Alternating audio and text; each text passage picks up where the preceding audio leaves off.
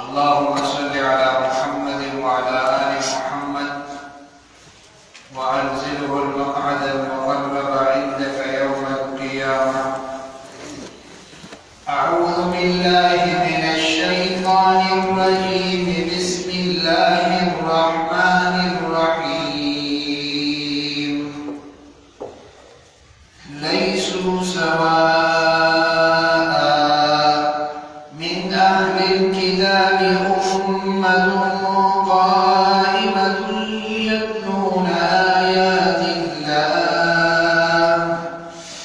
يتلون آيات الله آناء الليل وهم يسجدون يؤمنون بالله واليوم الآخر ويأمرون بالمعروف وينهون عن المنكر ويسارعون في الخيرات. أولئك من الصالحين وأولئك من الصالحين. وما يفعلوا من خير فلن يكفروه والله عليم بالمتقين. إن الذين كفروا لن تغني عنهم أموالهم ولا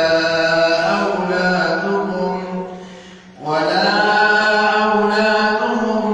من الله شيئا وأولئك أصحاب النار هم فيها خالدون. صدق الله العظيم.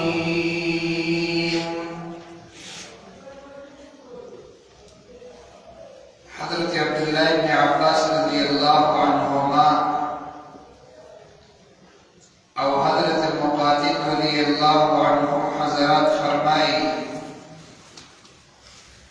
چکل عبداللہ ابن سلام رضی اللہ عنہ او دا عمر کو پیغمبر علیہ السلام باندې ایمان راوړ نو یهود وویل چې په موږ کې کوم ناکار خلک وو هغوی په پیغمبر علیه السلام باندې ایمان راوړ. د یهودو د دې خبرې په جواب کې الله پاک آیات نمبر 113 نازل کړو چې ای یهودو د دې اهل کتابو نه بعض داسې دي چې هغه ستاسو برابر نه دي او نه تاسو د هغوی برابر یې، ځکه د هغوی مقام اوچت دی او په پیغمبر علیه السلام ایمان راوړی دی او دومره په ایمان کې مضبوط ولاړ دي چې د الله پاک د کلام آیتونه تلاوت کوي د شپې په ساعتونو کې، د شپې په منځونو کې والله پاک د سر په سجود پراتی او صرف دا نه بلکې د الله په ذات او په ورځ د آخرت باندې هم ایمان لري او خپل باندې هم نیک کار کوي، نورو ته د نیکۍ حکم او امر کوي او وړاندېوالی کوي په نیک کارونو کې. دا کامیاب خلک دي. د یهودو ستاسو دا سوچ غلط دی، تاسو په خپله باندې ناکاره او ناپامه یې، نو نسبت تاسو د خپلو ملګرو ته د ناکارتوب مه کوئ چې هغوی په پیغمبر علیه السلام باندې ایمان راوړل. عبدالله ابن سلام رضی الله عنه د مخکینو کتابونو ډېر لوی پوهه انسان او عالم او د یهودیت نه پیغمبر علیه السلام باندې ایمان راوړل، ورسره نور ملګري هم. د هغه حضراتو تذکره الله پاک آیاتونو مبارکو کې کوي. ارشاد فرمایي چې لیسوا سواء، ندي د دوی برابر من اهل الكتاب بعض د اهل کتابونه. مخکې آیات کریمه کې ذکر شوي چې په دې یهودو باندې به همیشه ذلت او رسوایي وي او دوی به په غضب د الله پاک کې په دوی باندې الله پاک محتاجي اچولي او د ټولو نافرمانیو ذکر یې. نو بعض د اهل کتابونه چې ځینې هغه د دوی برابر نه دي، دوی په شان دي نه دي. او مراد د باغ مع عبدالله ابن سلام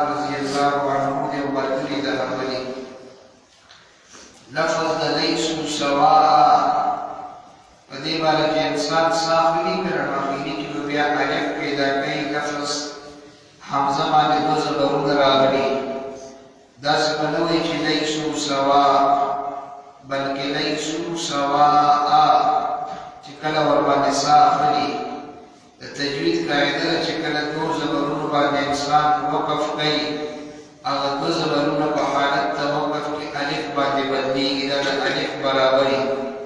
نو لفظ سواء دی چې کله ورباندې انسان وقف کوي او په وقف ورباندې نه کوي بیا به سواء من اهل الكتاب بعض د اهل کتابونه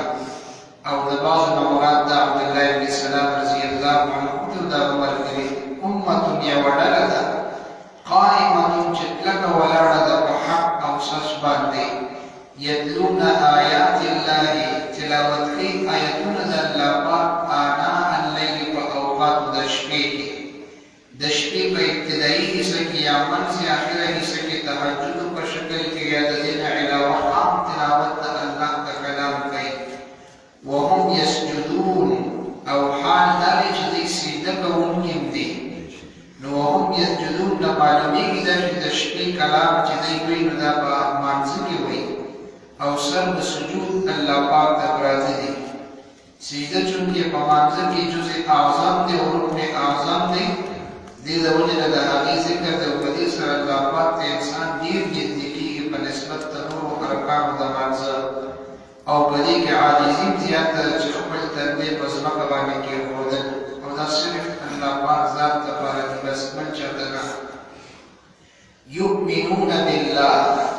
دی ایمان لري د الله په ذات باندې والیوم الاخر په ورځ د آخرت باندې ذکر د ایمان بالله ورځ د آخرت دی لیکن مراد ورته تمام ایمانیات دي مدلته کې د الله په ذات باندې ایمان راوړل دا د ایمان لومبنۍ چې کوم دی نو مرحله ده او لومبنۍ حالت دی چې انسان به د الله په ذات باندې ایمان راوړي او آخري کې په ورځ د آخرت باندې ذکر د ایمان د ابتدا او د انتها دی په منځ کې هغه نور و ملائکته و کتبه و رسله دا ټول ترې مراد دي ويأمرون بالمعروف او دی امر کوي په نیکۍ باندې خلکو ته وینهون عن المنکر او منع کوي خلکو لره د ناروا او بدو کارونو نه غیر شرعي کارونو نه ویسارعون فی الخیرات او وړاندېوالی کوي په نیک کارونو کې دا د نیکانو علامت وي او دا نشاني ده چې دوی به سبقت وړاندېوالی کوي په نیکیو کې هر نیک کار کې به خپل ځان وړاندې کوي واولئک من الصالحین او دا کسان چې دي نو دا نیکان دي په نیکۍ کې وړاندېوالی په زمانه چې دا و اوس په نیکۍ کې وړاندېوالی معاشره کې کم دی دنیا لحاظ سره کې د انسان سهار نه تر ماښامه پورې تا ته لیکچر درکوي نو ورسره به ټیم ختم شي لیکن هغه به چپ نه شي په خپلو خبرو کې که دروغ وي او که رښتیا وي لیکن لګیا کښي ناست په خپل کور کې خبرې به د امریکې او د یورپ کوي ځان نه لګیایي خو چې کله د دین مسله راشي تبلیغي جماعت راغلی اعلان به راتلونکي ورځې زه نشم کولی د پرون د ماښامه پورې کیسې کولې خو چې د دین مسله راغله بیا ته نشي کولی اقامت ټیم راشي بیا نشي کولی اذان ټیم راشي بیا نشي کولی دا د افسوس مقام دی د مؤمن علامت دا ده چې ویسارعون فی الخیرات دی به په نیک کارونو کې وړاندېوالی کوي خیر دی که دنیا کې رسلي دا عیب نه دی لیکن مؤمن چې په اسلام او د دین په کارونو کې رسلي د لپاره ژړا او روڼتون او خفګان پکار دی واولئک من الصالحین دا کسان چې موږ د نیکانو نه دي بعض اوقاتو کې خبرو پورې خبر رایادېږي یو نیم ملګري ته چې بیا ځان کوي چېرته مې کړی نه دی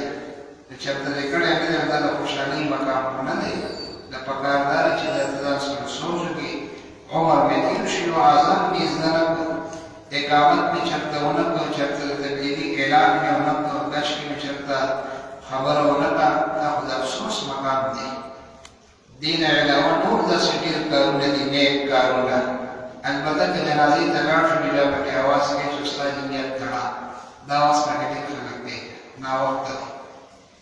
بهرحال دا ډېر د افسوس مقامونه خو بعض اوقاتو کې انسان ته احساس نه کېږي چې زه په کوم ځای کې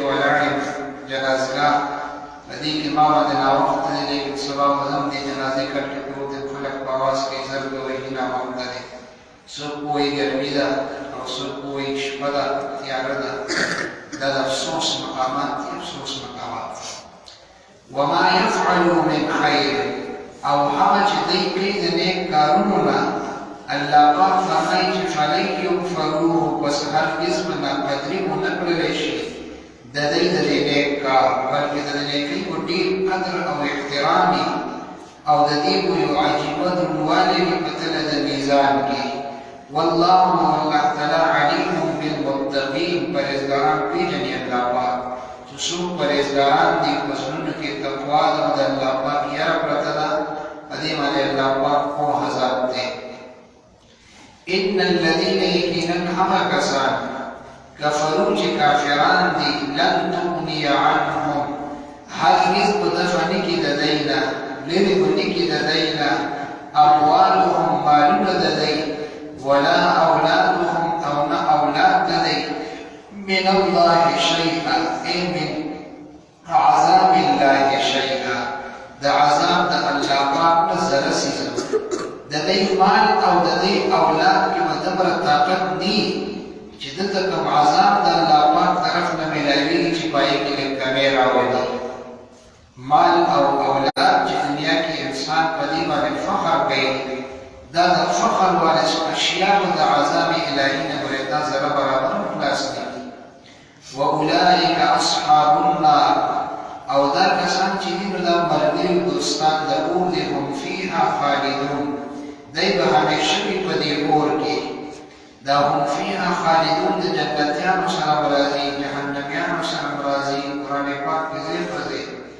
او روایت کې راځي جهنمیان جهنم ته لاړ شي جنتیان جنت ته لاړ شي یو فرشته به د الله پاک په حکم سره جنت کې اعلان وکړي چې ای جنتیانو تاسو اوس همیشه دپاره په دې نعمتونو کې یې او همیشه ژوند به د ستاسو ختمیږي به نصیحت به همیشه یې ځواني به همیشه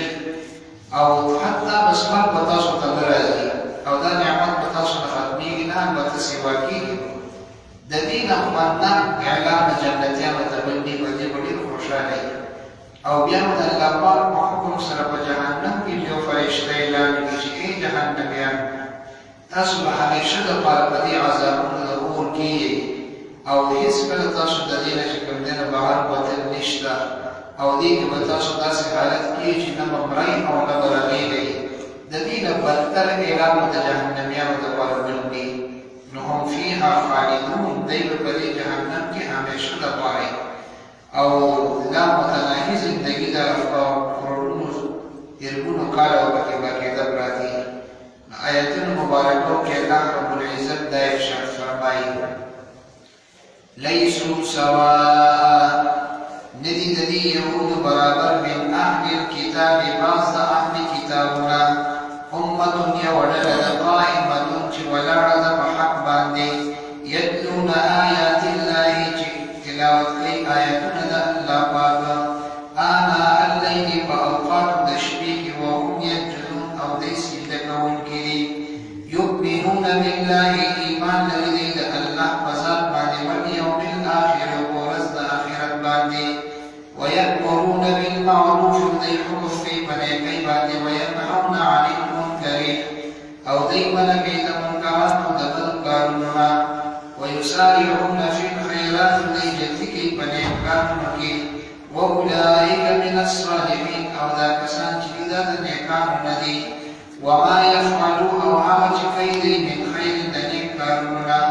فلن یغفروه پس هرګز به ناقدري ونه کړلی شي د دوی د دې نیک کار والله هو الله تعالی علیم پوهه دی بالمتقین په پرهیزګارانو باندې ان الذین یقینا هغه کسان کفروا چې کافران دي لن تغني عنهم هرگز به دفع نه کړلی شي د دوی نه اموالهم مالونه د دوی ولا اولادهم او نه اولاد د دوی من الله شیئا د عذاب د الله پاک نه ذره څیزه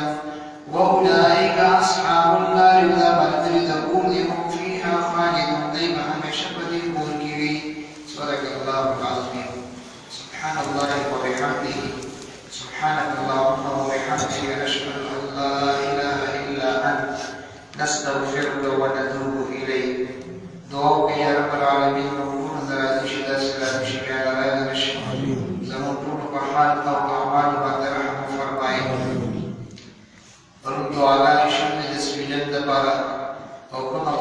شي د قرآن پاک په حق کې شي والله پاک په فضل سره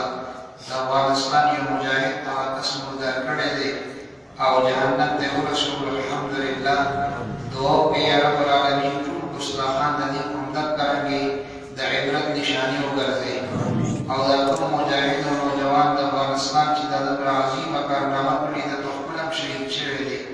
دعا ورته وکړي چې الله پاک شهادت په اعلی مرتبه باندې نصیب قبول او منظور وګرځي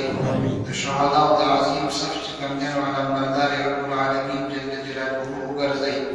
موږ ټولو ته یا رب العالمین د دین د حفاظت لپاره مال جان وقتلول توفیق نصیب وګرځي د خپل عالی دین براه راست حفاظت فرمایي زموږ ټولو پکې یا رب العالمین زمین په طور سره استعمال فرمایي دا نقل په عمل باندې قبول وګرځي دا عادت په عبادت باندې قبول وګرځي زموږ په خلوق زموږ په خنیمو د دین کارواني استقامت علی الدین زموږ ټول نصیب وګرځي څومره مسلمانان وفات شوي د ټولو بخښنه فرمایي څومره بیماران دي تمام ته صحت کامله نصیب وګرځي یا رب العالمین نفس او د شیطان د غلبې نه مو حفاظت فرمایي د حاسدانو د حسد نه مو حفاظت فرمایي د شریرانو د شر نه مو حفاظت فرمایي د دور حاضر د تمام فتن و شرور نه زموږ حفاظت فرمایي صلی الله علی النبی الکریم آمین برحمتک یا ارحم